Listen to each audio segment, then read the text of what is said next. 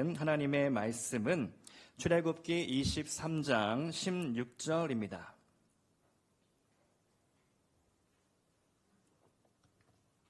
출애굽기 23장 16절 말씀 다 같이 한 목소리로 봉독하시겠습니다. 맥주절을 지키라. 이는 내가 수고하여 밭에 뿌린 것에 첫 열매를 거둠이니라. 수장절을 지키라. 이는 내가 수고하여 이룬 것을 연말에 밭에서부터 거두어 저장함이니라. 아멘. 절기는 잠깐 멈춤의 시간입니다. 하나님은 절기를 주시죠. 우리나라 농사 주기에 따르면 24절기가 있습니다.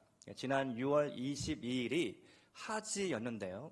하지는 1년 중 낮이 가장 긴 날, 그날을 하지라고 합니다. 동지는 거꾸로이죠.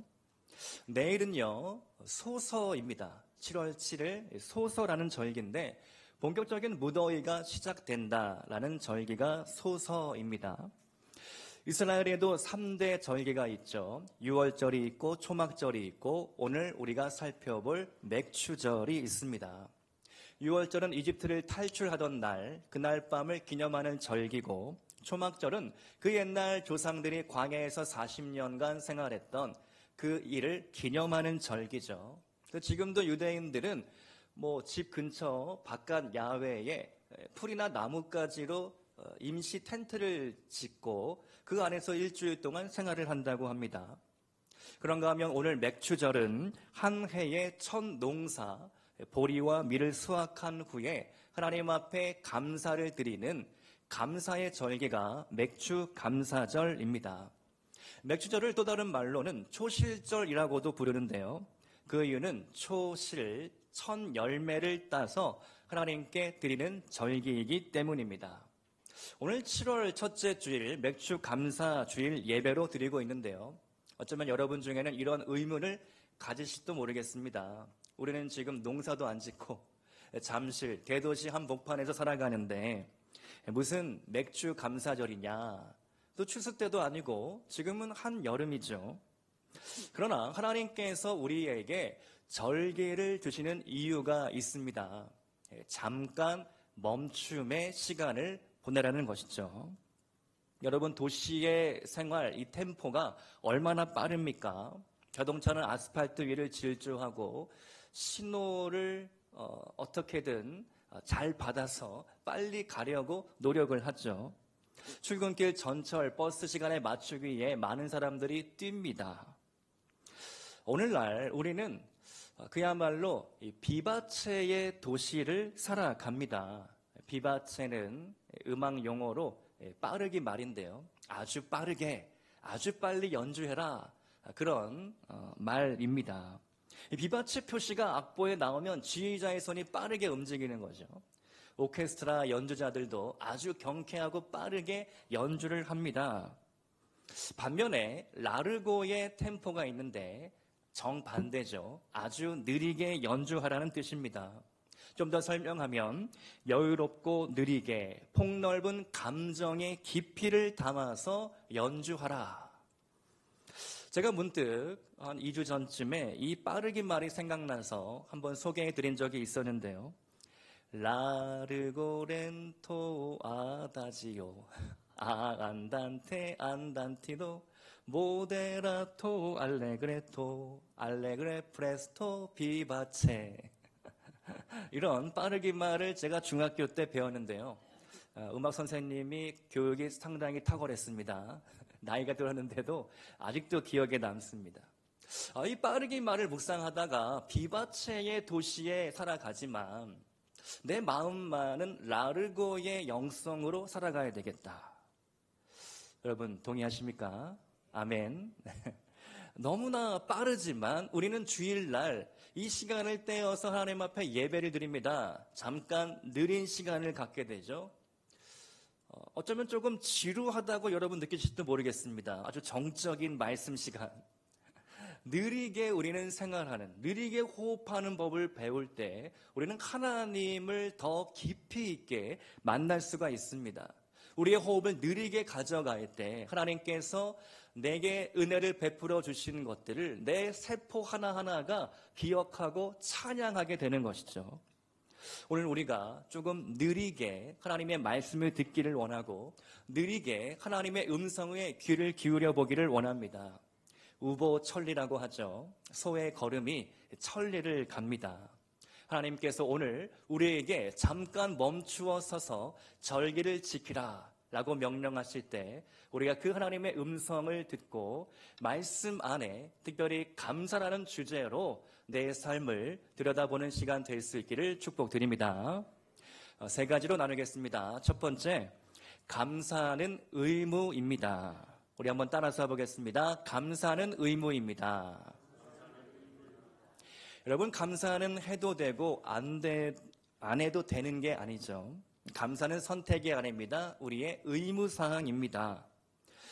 맥주 감사절은 오늘 본문에 읽었던 것처럼 명령으로 주어졌습니다. 출애굽기 23장 16절 말씀, 맥주절을 지키라. 이는 네가 수고하여 밭에 겉뿌리는 것에 첫 열매를 거둠이니라. 첫 열매를 거두고 나서 마땅히 이것이 하나님께서 주시는 것을 감사해야 한다. 감사 표현을 해야 한다라고 우리에게 명령하고 있는 것이죠. 창세기 찬송가 634장을 보면요. 잘 불려지지 않는 찬양인데 가사가 이렇습니다. 모든 것이 주께로부터 왔으니 이 예물을 주께 드리나이다. 아멘. 이 찬송은요, 역대상 29장 13절, 14절에 근거를 두고 있습니다. 우리 한번 같이 읽어보겠습니다. 말씀을 시작. 우리 하나님이여, 이제 우리가 주께 감사하오며 주의 영화로운 이름을 찬양하나이다. 나와 내 백성이 무엇이기에 이처럼 즐거운 마음으로 들을 힘이 있었나이까. 모든 것이 주께로 말미암아 싸우니 우리가 주의 손에서 받은 것으로 주께 드렸을 뿐이니이다. 아멘. 모든 것이 주께로부터 왔으니 내가 이 작은 것 감사 표시, 감사 표현 하나님 앞에 찬양하고 드리는 것, 이것이 무엇인들 아깝겠습니까? 이것이 우리의 감사의 태도가 되어야 되겠죠. 여러분, 창세기 말씀을 보면요, 인간의 수명이 참 대단했습니다. 부러울 정도죠. 1000년 인생을 살았습니다. 아담을 보니까 930세를 살았고 셋은 912세를 살았고 우리가 잘 아는 무드셀라의 수명 969세죠. 성경 퀴즈에 자주 나옵니다. 969년, 근 1000년을 살았던 사람들이 있었습니다. 그런데 노아의 홍수가 난 이후로 인간의 수명이 급격하게 단축이 됩니다. 노아의 아들 셈은 600세를 살았고 아브라함은 175세를 살았고 모세는 120세를 살았습니다. 점점 인간의 수명은 단축되고 있죠. 왜 하나님은 인간의 수명을 제한하셨을까? 인간은 왜 아직도 노화를 정복하고 있지 못할까? 하나님은 인생의 시작과 끝을 두셔서 우리로 하여금 겸손케 하십니다. 니들 주제 파악을 해라. 이들이 아무리 교만하고 오만하여 달나라를 정복한다고 할지라도 너희들은 결국 늙고 병들고 죽는다. 부목사 시절에 한 번은 담임 목사님이 안 계시는 상황에 그만 장례가 났습니다.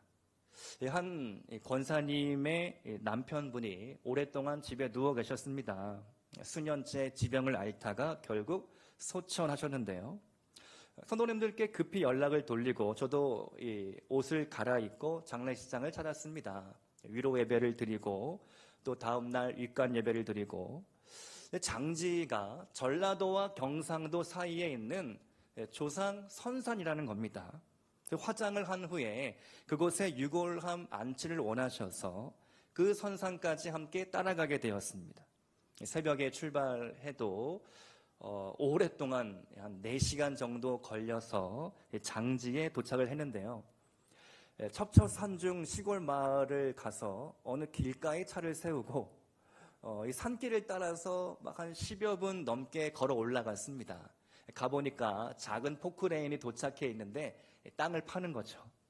선산에 이제 이렇게 층별로 아마 이렇게 어떤 조상의 반열을 따라서 이렇게 가장 밑에 하단에 자리가 있더라고요. 포크레인을 이렇게 막 파는데 1시간 정도 막 땅을 팝니다. 검은색 정장을 입고 양복을 입었으니까 무더운 여름날이었는데 땀이 막 줄줄 났습니다. 그리고 나서 이제 마지막 하관 예배를 드리고 무사히 모든 장례를 마무리했는데요. 제가 목사 안수를 받고 나서 처음으로 모든 장례 절차를 다 참여한 때여서 지금도 기억이 많이 남습니다. 여러분, 옛날에는 매장을 했죠. 그래서 선산에 관을 메고 지고 관이 무겁습니다. 여러분 한번 들어보셨습니까? 몇 번 들어봤는데요. 관이 무겁습니다. 그 관을 들고 이제 산에 올라서 이제 그 관을 이제 땅에 묻는 것이죠. 그런데 이 관을 묻을 때 다시 흙을 덮기 전에 취토라는 절차가 있습니다. 취토, 흙을 취한다라는 뜻인데 보통은 상주가 흙을 뭐 삽으로 하든 뭐 손으로 하든 관 위에 한 줌을 딱 뿌리면 그제서야 인부들이 이제 관을 다 덮게 됩니다. 근데 기독교식으로 장례를 하면 이 취토 절차는 집례자인 목사님이 하게 되는 거죠. 그때 꼭 하는 멘트가 있습니다. 목사님께서 한 줌 흙을 딱 쥐고 관 위에 흙을 쫙 뿌리면서 창세기 말씀, 너는 흙이니 흙으로 돌아갈지니라. 그 멘트가 참 감동이 있고 참 울림이 있는 말씀이죠. 여러분, 우리는 흙에서 왔고 다시 흙으로 돌아갈 존재들입니다. 우리의 인생이 유한합니다. 영원히 살 것처럼 우리는 생활하고 누리고 있지만 언젠가 우리는 종착역에 도착합니다. 우리가 왜 감사해야 하나요? 우리의 인생 사실은 거저 얻은 것이기 때문입니다. 덤으로 얻은 인생이죠. 내가 뭘 노력해서 태어난 것도 아니고 내가 뭘 노력해서 부모님 잘 만나고 부모님 잘못 만나고 그런 것이 아닙니다. 다 하나님의 뜻이 있고 하나님의 계획하신 가운데 우리의 인생이 한 걸음 한 걸음 인도함을 받고 있는 것이죠. 그리고 결국 우리는 종착역에 도착해 흙으로 돌아갈 뿐입니다. 왜 감사해야 합니까? 하나님이 주신 것, 모든 것이 주께로부터 말미암았으니 내가 다시 모든 것을 주님께 드려야 하지만 생활도 해야 되고 써야 되니까, 돈을 써야 되니까 하나님 앞에 일부를 드립니다. 하나님, 그러나 내 마음을 받아주시고 나의 인생을 받아주시옵소서. 그것이 맥주 감사절의 의미인 줄로 믿습니다. 감사는 선택이 아니라 의무입니다. 마땅한 일입니다. 하나님 앞에 늘 감사할 수 있기를 축복드립니다. 두 번째로, 감사는 씨앗입니다. 콩 심은데 콩 나고 팥 심은데 팥 나죠. 사과나무를 심었는데 배가 열렸다. 요즘 모르겠습니다. GMO 기술이라고 유전자 변형 식물, 과일, 열매들이 많이 있습니다. 과학기술로 그렇게 할지는 모르지만 하나님의 창조 원리에는 어긋나는 일이죠. 무엇이든 심은 대로 거두는 것이 성경적인 원칙입니다. 그런데 우리는 가끔 요행을 바랍니다. 노력 없이 성공하려고 합니다. 로또 맞은 인생 과연 행복할까요? 억만장자 폴 게티는 이런 말을 남겼는데요. 나는 모든 재산을 단 한 번의 행복한 결혼과 바꾸고 싶다. 폴 게티는 기름으로, 유전으로 억만장자가 된 인물인데 미국 LA에 가면 그의 이름을 딴 게티 미술관이 있습니다. 저도 딱 한 번 방문해봤는데요. 무료입니다. LA에 가시면 게티 미술관 꼭 관람하시기 바랍니다. 그 거대한 미술관을 통째로 사회에 환원할 정도로 폴 게티는 돈을 많이 벌었는데 그의 인생 말년에 이런 후회를 하고 있는 것이죠. 영국의 철학자 조지 무어도 이런 말을 합니다. 사람은 그가 필요로 하는 것을 찾아서 온 세상을 돌아다니다가 집에 돌아와서야 그것을 발견한다. 여러분, 어떻습니까? 가장 소중한 것은 가장 가까이에 있죠. 우린 때로 그것을 잃어버린 후에야 그 가치와 소중함을 깨닫게 됩니다. 오늘 여러분이 집에 가셔서 가정에서 무엇을 심느냐, 우리 자녀들에게 어떤 모습을 보여주느냐, 어떤 말을 하느냐에 따라서 여러분의 자녀의 미래가 결정되는 것이죠. 오늘 내 마음에 어떤 씨앗을 심느냐에 따라 내 미래가 결정이 됩니다. 예수님이 말씀하신 비유 중에 씨 뿌리는 자의 비유가 있는데요. 우리가 잘 아는 비유죠. 씨가 네 종류의 땅에 떨어지게 됩니다. 1번 길가이죠. 길가에 씨앗이 떨어지니까 즉시 새들이 와서 쪼아 먹어버립니다. 이 예배 마친 후에 우리 교회 앞에 나가면 비둘기 여럿을 구경할 수 있습니다. 비둘기가 참 많습니다. 비둘기 땅에 이렇게 뿌려진 것들, 부스러기들을 다 쪼아 먹어버리죠. 그처럼 말씀을 들었지만 길가같이 딱딱하니까 즉시 이 말씀이 사라져버립니다. 두 번째로 돌밭에 씨앗이 뿌려집니다. 돌밭은 돌밭, 흙이 있긴 하지만 그 바로 밑에는 안반층이 있는 거죠. 그래서 씨앗이 뿌려져서 뿌리를 내리려고 하는데 돌 때문에 더 이상 뻗어나가지를 못합니다. 하나님의 말씀을 듣기는 들었지만 잠깐뿐이요, 금방 잊어버립니다. 그것이 돌밭과 같은 마음이죠. 3번, 그리고 가시덤불에 씨앗이 뿌려집니다. 가시덤불은요, 땅이 아주 괜찮습니다. 씨앗이 뿌리내려 무럭무럭 자라납니다. 그런데 어느 순간이 되면 더 이상 뻗어나가지를 못하죠. 위로 나가지를 못합니다. 가시덤불이 가로막고 있기 때문이죠. 가시덤불은 말씀을 듣지만 세상의 염려, 근심, 재물의 염려 때문에 더 이상 자라나지 못하는 사람의 마음을 뜻합니다. 마지막 네 번째로 좋은 땅에 씨앗이 뿌려지죠. 말씀을 듣고 깨닫습니다. 집에 가서 실천합니다. 계속해서 말씀을 품고 열매를 맺게 되는데 30배, 60배, 100배의 결실을 거두게 됩니다. 좋은 땅이 되시기를 축복드립니다. 농사 전문가들에 따르면요, 보통 한 알의 밀알을 통하여 얻어지는 알곡, 나달의 수가 20개, 20개에서 30개 사이라고 합니다. 그러니까 아무리 잘 농사를 지어봤자 20배, 30배 정도에 머무른다는 통계이죠. 그런데 놀랍게도 마음에 우리 말씀이라는 씨앗이 심겨질 때 30배를 뛰어넘어 60배, 100배의 결실을 거두게 된다. 그러므로 여러분의 마음밭을 잘 관리하시기 바랍니다. 여러분, 잡초는 물을 주지 않아도 잘 자라나죠. 군 시절에 항상 잡초를 뽑았습니다. 뽑아도 다음날 또 자라 있습니다. 잡초는요, 물을 주지 않아도, 관리하지 않아도 자라나는 게 잡초입니다. 우리 마음속 재물의 염려, 유혹, 시험, 이 모든 것은 잡초와 같은 것이죠. 늘 관리하고 뽑아내어야 합니다. 여러분, 씨앗이 발아하는데 보통 일주일 정도가 걸리는데요. 밀은 7일에서 10일, 팥은 8일에서 11일 걸린다고 합니다. 나무의 씨앗은 발아하기까지 좀 오래 걸리는데 1년, 어떤 나무는 3년이라는 시간을 필요로 합니다. 중국의 모소라는 대나무는요, 4년 동안 땅속 깊이 뿌리를 내립니다.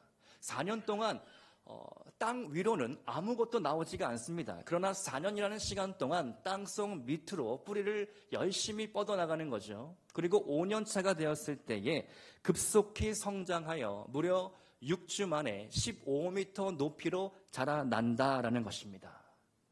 여러분은 감사라는 씨앗을 품어보시기 바랍니다. 일주일, 1년, 5년, 10년 동안 말씀, 감사를 우리가 마음에 품을 때 얼마나 대단한 기적이 일어날까요? 지난 금요 성령 집회 때 제가 개인적으로 받은 약속의 말씀들을 몇 가지 나눴는데요. 지금 돌이켜보면 참 신기하고 놀랍습니다. 내 마음을 보면 정말 어둡고 소망이 없고 갈대와 같은데 하나님은 저에게 심지가 견고한 자다라고 말씀을 주시고, 하나님은 저에게 공의로운 해가 떠올라서 내 의가 정오의 빛같이 빛날 것이다, 그런 약속의 말씀을 저에게 주셨습니다. 궁금하시면 금요 성령 집회를 다시 돌려보시기 바랍니다. 놀라운 일을 경험을 했습니다. 여러분, 말씀을 마음에 품어보시기 바랍니다. 암탉이 21일 동안 알을 품습니다. 21일을 품어야 알이 부화하여 병아리가 되는 것이죠. 새 생명을 품는 데는 오랜 시간이 필요합니다.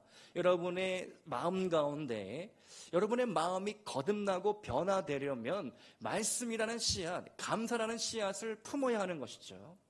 그저 1시간 설교 들어서는, 한두 시간 예배 드려서는 우리의 인생이 도무지 달라지지 않습니다. 여러분이 읽은 말씀, 오늘 주시는 말씀, 그 말씀을 나의 것으로 품어보시기 바랍니다. 이 말씀 나를 향한 말씀이다. 내가 이 말씀을 품겠다. 이 말씀이 이루어지기까지 내가 기도하리라. 7월 1일 월삭 특별 새벽 집회, 또 하반기 특별 새벽으로 예배를 드리면서 저에게 주신 소망의 말씀이 있었습니다.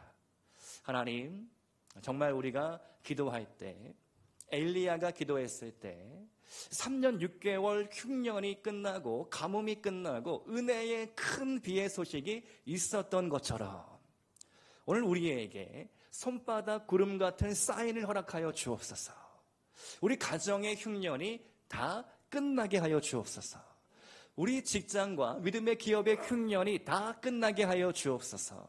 마이너스가 플러스가 되고 플러스 알파가 되게 하여 주시옵소서. 우리 잠실빛나 교회의 모든 재정 부족함들이 다 메워지고 채워지고 넘쳐 흐르는 역사를 허락하여 주옵소서. 그런 소망함이 들었고 저도 모르게 믿음으로 막 선포해 버렸습니다. 하나님이 받으시고 응답해 주실 줄로 믿습니다. 여러분도 여러분의 입술을 열어서 믿음으로 선포해 보시기 바랍니다.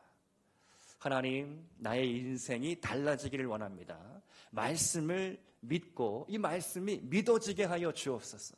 이 말씀이 현실이 되게 하여 주옵소서. 기적의 주인공이 되게 하여 주옵소서. 내가 기적을 체험하고 간증하는 그러한 믿음의 성도 되게 하여 주시옵소서. 그런 우리 믿음의 성도님들이 될 수 있기를 축복드립니다. 세 번째로, 감사는 신앙 고백입니다. 우리 교단이 발간하는 활천이라는 신앙 잡지가 있는데요. 1922년도에 발간된 이래 벌써 100년 동안이나 이 잡지가 매월 발간이 되고 있습니다. 놀라운 일이죠. 최근 7월호에 실린 글을 읽으면서 제가 큰 감동을 받았는데요. 주옥 같은 찬송시를 작사한 페니 크로스비 여사에 대한 이야기였습니다. 이분은요, 1820년 태어나서 1915년 인생을 마칠 때까지 95년을 살면서 수많은 찬송시 또 이 찬송가를 작사했습니다.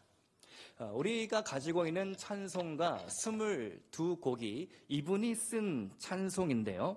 대표적으로는 예수를 나의 구주 삼고 나의 갈 길 다 가도록 나의 영원하신 기억, 이름만 들어도 우리가 잘 아는 익숙한 찬송가죠.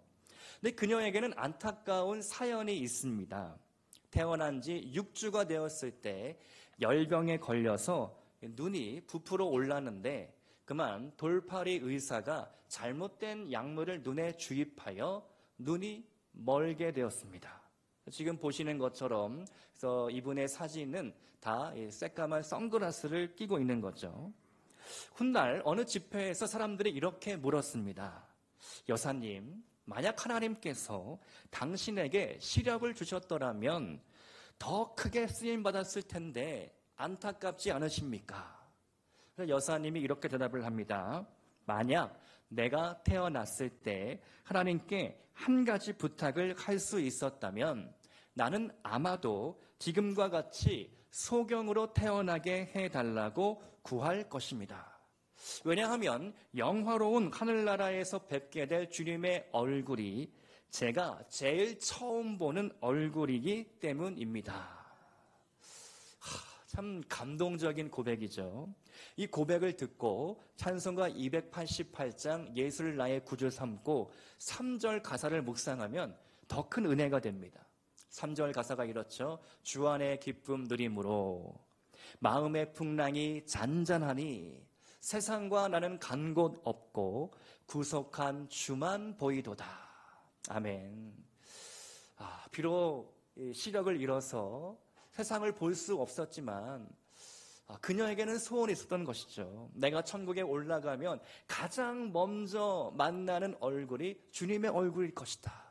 그 소망함을 가지고 이 땅에서의 인생을 늘 감사하며 찬양하는 인생을 살았던 것이죠. 오늘 처음으로 부른 여정이라는 찬양이 있었습니다. 가사가 너무나 감동적이어서 제가 오늘 꼭 부르고 싶어서 미리 찬양도 올려드리고 했는데요. 오늘 너무나 잘 따라 부르셨습니다. 역시 잠실빛나 교회는 다릅니다. 어떤 찬양을 불러도 쉽게 배우고 따라오십니다. 가사가 이렇죠. 나의 눈가에 주름이 지고 눈물이 많아졌습니다. 잠시 눈 감고 뜬 것 같은데 어느새 여기 있습니다. 가슴 아픈 날도 많았었고 기쁜 날도 있었습니다. 짧은 여정을 뒤돌아보니 하나님의 은혜입니다. 지금까지 나의 여정은 모두 하나님의 은혜라. 지금까지 나의 모든 여정 인도하셨네.